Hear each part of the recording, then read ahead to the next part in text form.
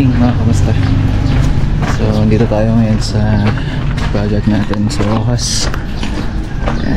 So malapit na kami matapos dito. Installation na lang kami ng floated mga kamusta, no?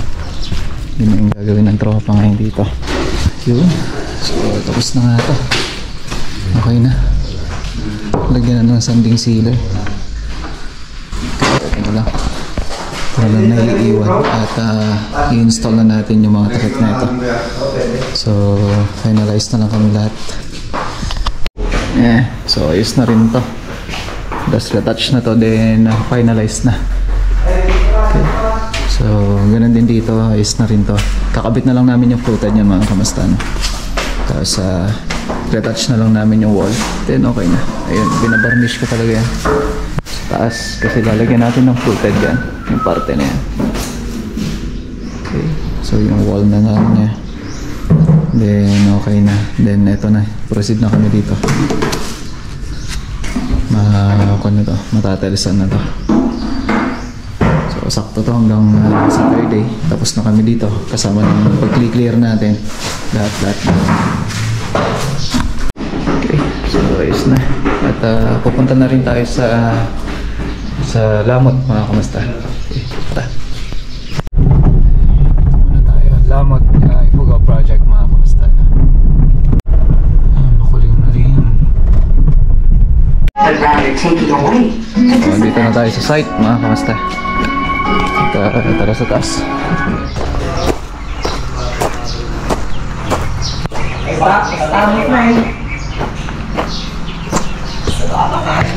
Yeah, okay, ayan na.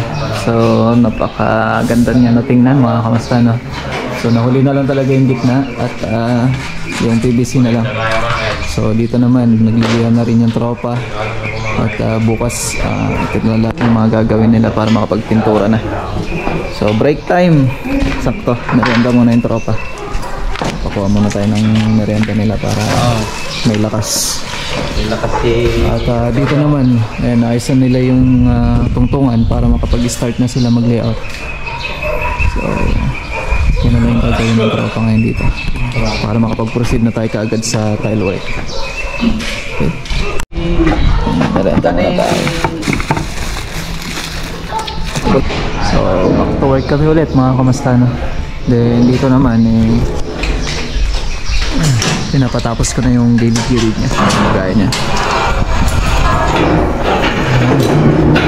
So para may continuity na siya, diretso yan. At mamasigyan na rin tayo sa mga dugtungan. So ang ginagawa ko dyan, pinapahabol ko ng buo, kumbaga talagang habol na habol para kung sakali paglilihan na lang tayo. So hindi na siya yung tsaka mo na lang siya habulin pag natuyuan. So ginagawa yan, pinapahabol ko na para dire-diretso yung paggawa. So habang gumagawa yung mga tropa, nagluluto na si Pogi. Pakita mo yung niluluto mo. Iangat mo pala. O talaga inangat niya. Ito na si pangalan yan, Jojo, para sa pananghalian namin.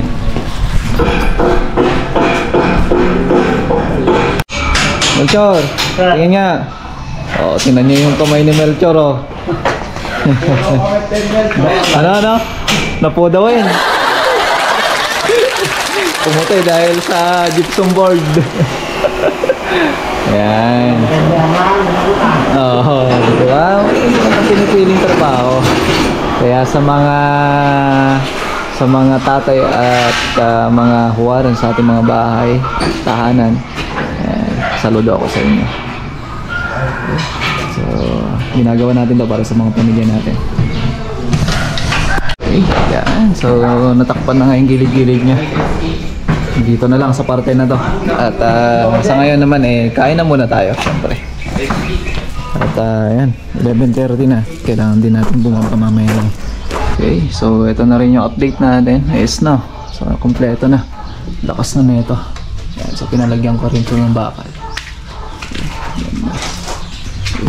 So kain na muna tayo. Manananghalian ng tropa. Pinapaitan ko. Talaga po ah. Mahilig ko pinapaitan ah. Basta pag humiling ka ng ulam, ito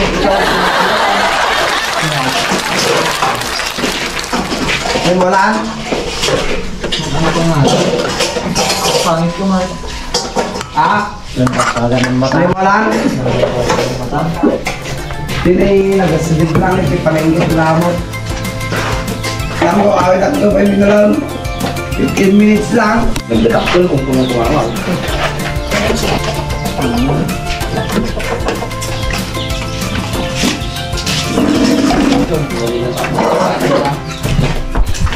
So, iwan na nga natin yung tropa dito. At pupunta na tayo. Punta tayo sa Jawan Project, mga kamusta.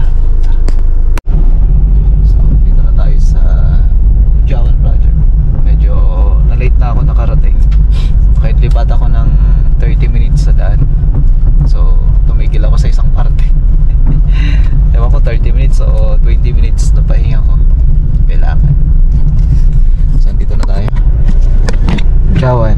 So, ganito na lang talaga. Parang bahay ko na talaga itong sasakyan. Pero pagka naka-single naman ako, medyo mas mahirap. Pero, kaya. Parte yan ng trabaho natin.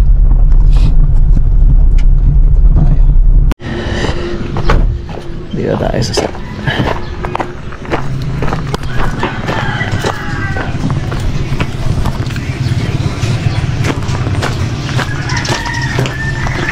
Mukhang kararating nila mga dam. Sige to. Hello ma'am, kararating niyo po ata. Ay, hello sir. Ang dami eh. Dami niyo po yan. Sige po. So dito na yung footage natin para dun sa may TV console. Gawin pa lang, gawa ni Berhel lang pa natin.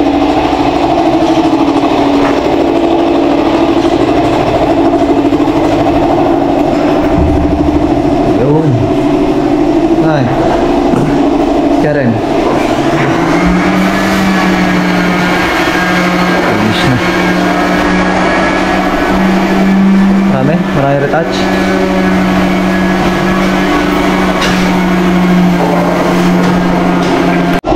So pinapalitan ko to ng pintuan para mas okay siya.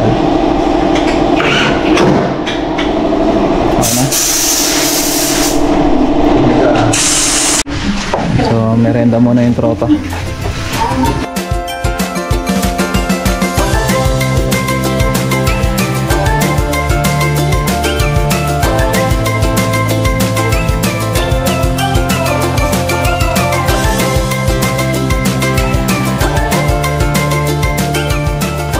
Okay, so iwanan natin yung tropa dito at punta muna tayo sa Wakal Project. At mamaya may client meeting tayo doon sa layout na project sa Bayongbong. So hindi na ako makakadiretso sa Wakal. So biglang tawag, emergency lang tayo at mamaya pupunta na tayo sa client meeting natin. So ipapakilala ko sa inyo si Ma'am Jenny, ang ating client. So may papatayo tayo apartment soon.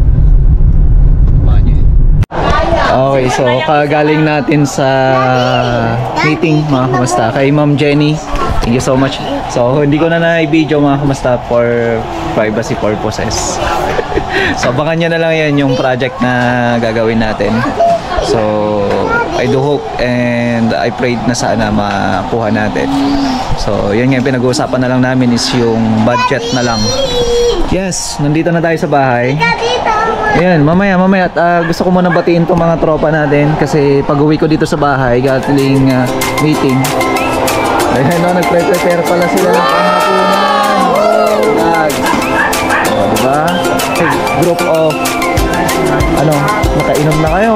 Ayan o, may alak ko sila. Dito rin yung mga tropa natin.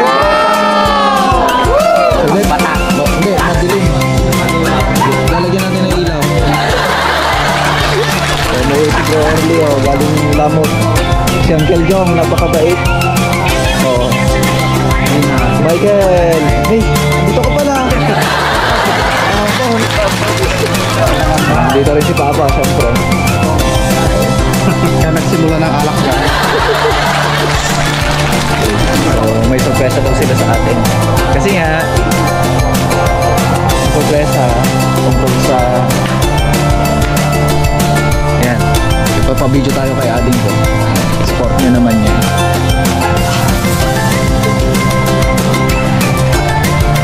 Parang kasing gawaw.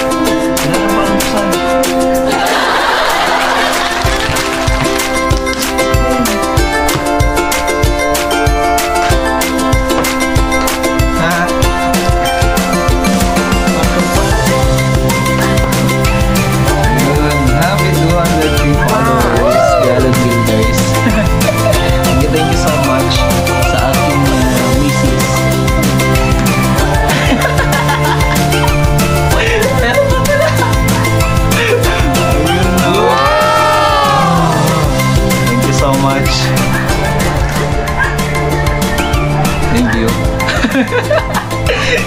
Akala ko ito lang yung cake ko. Ayan o. Happy 200K! Thank you so much. Sa lahat ng mga kamasa ko, syempre yung asawa ko. Oh, diba? Yung misis ko na napakaganda. Ever supportive talaga yan. Syempre yung anak ko. Saan yung binigyan mo sa akin na? Saan? Yun. Baka mo. Happy 200K followers, Papa. We love you and your followers. Ayan yung anak ko, si Sayla. Thank you so much. Kahit napagod tayo galing trabaho, nagagamot ko yan dahil sa kanila. Thank you so much mga Kamasta. And I'm from Kamasta family. And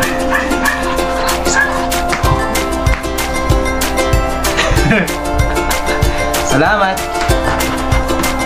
So, nagpapasalamat talaga ako sa inyo lahat mga Kamasta, no? At sa lahat po ng mga sumusuporta sa The Alan Builders, papasalamat po ng buong puso mga Kamasta. At sana po hindi po dito titigil at papangako din po namin na hindi rin po dito titigil ang The Alan Builders. So, marami tayong mga good news sa mga darating na araw mga Kamasta at ipapalabas natin yan. So ayan mga Kamasta, no, sa lahat ng mga client ko, sa lahat po ng mga followers ko, maraming salamat at mag-iingat po kayong lahat. God bless po mga Kamasta. Happy 200K followers na po.